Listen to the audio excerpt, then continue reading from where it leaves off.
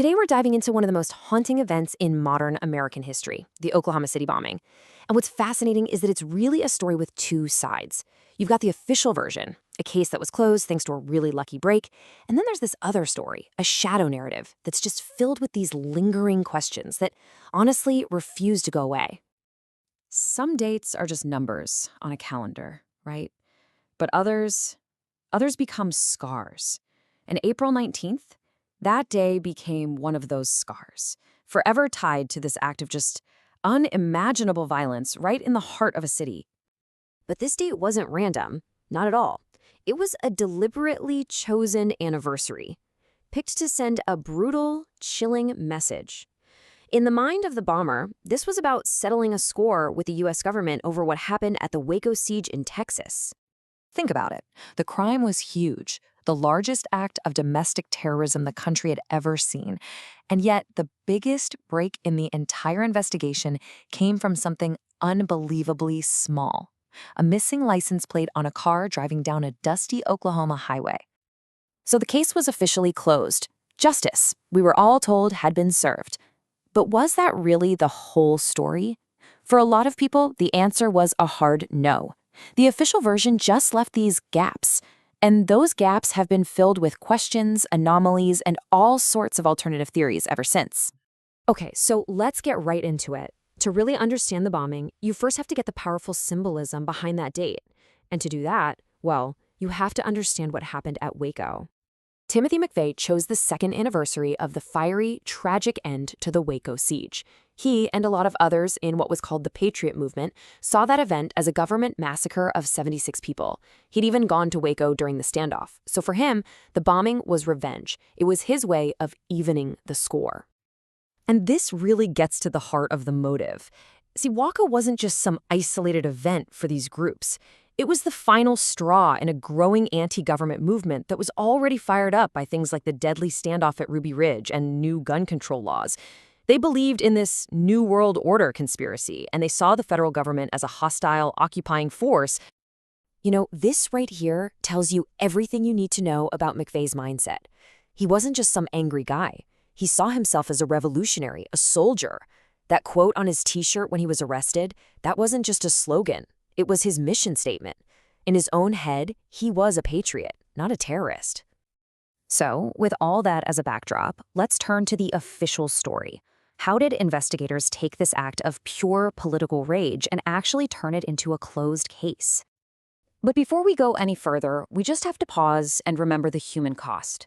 168 people were killed, and among them, 19 children, most of whom were in the America's Kids Daycare Center. That number, 168, that's the undeniable, heartbreaking center of this whole story. Now, the official story, it follows a pretty clear path. It starts with McVeigh and his co-conspirator, Terry Nichols, meeting in the Army. They bombed over these radical views in this racist, anti-government novel called The Turner Diaries. Then Waco gives them the motive, the catalyst. And from there, they move on to the actual plot, getting all the materials and building that massive 4,800-pound fertilizer bomb. I mean, check out this timeline. It shows just how incredibly fast the investigation moved. In less than 48 hours, the FBI went from a single piece of debris, a truck axle with a VIN number on it, to a sketch, to a name, and then to the absolutely stunning discovery that their main suspect was already sitting in a county jail. And this is the detail that's just hard to wrap your head around. The architect of this massive, horrific plot was caught because of a missing license plate on his getaway car. An Oklahoma State trooper, a guy named Charles Hanger, pulls him over, sees a bulge under his jacket, and arrests him on a simple weapons charge. He had absolutely no idea who he had just taken off the street. And so here are the final legal outcomes. The story has a very definitive legal ending. Timothy McVeigh was convicted and executed. Terry Nichols was sentenced to life in prison 161 times over. From the perspective of the justice system, this case was solved. End of story. A two-man conspiracy solved by a lucky traffic stop. It's a clean narrative, right? But as the dust started to settle, a lot of people, we're talking investigators, victims' families, they started to feel that it was maybe too clean. So, let's step into that sea of doubt.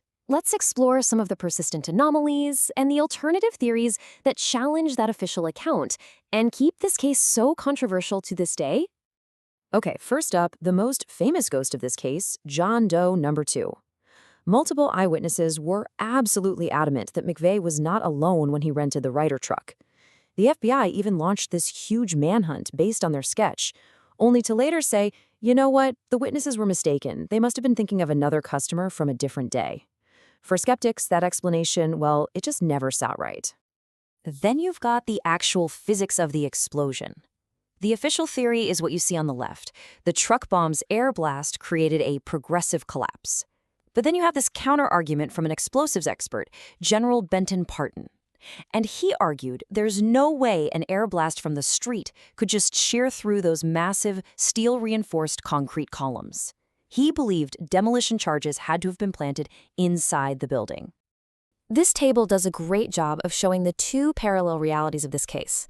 On one side, you have the skeptic's view. Seismographs picked up 2 shockwaves, there are claims that a federal judge and others were warned not to come to work, and that hardly any ATF agents who were McVeigh's main target were in their offices.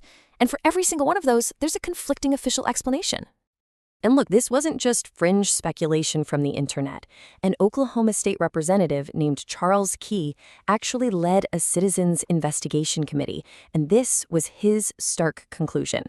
His group argued that the physical evidence suggested there were secondary explosions, maybe from munitions stored inside the building, a claim the government has always denied. So where does all of this leave us? Well, not with one story, but with 2 powerful, competing narratives that are still echoing nearly 3 decades later. And beyond the courtroom, the bombing had this very real political outcome. A piece of legislation, the Anti-Terrorism Act, which had been stalled for years over civil liberties concerns, was passed almost immediately after the attack. It gave the government these vast new powers of surveillance. And for skeptics, that looks less like a reaction and maybe more like a motive. And this really brings us to the core of the whole thing. The bombing became a flashpoint for a much larger question. What happens when the story told in a courtroom, the official truth, just feels incomplete to so many people? That gap, that divide between the official record and the perceived truth, is really where the story of Oklahoma City lives today. So it makes you wonder, how is history really written? Is it by the verdicts handed down in court, or is it by the unanswered questions that linger long after the case is closed? The bombing in Oklahoma City doesn't give us an easy answer. It just forces us to keep asking the question,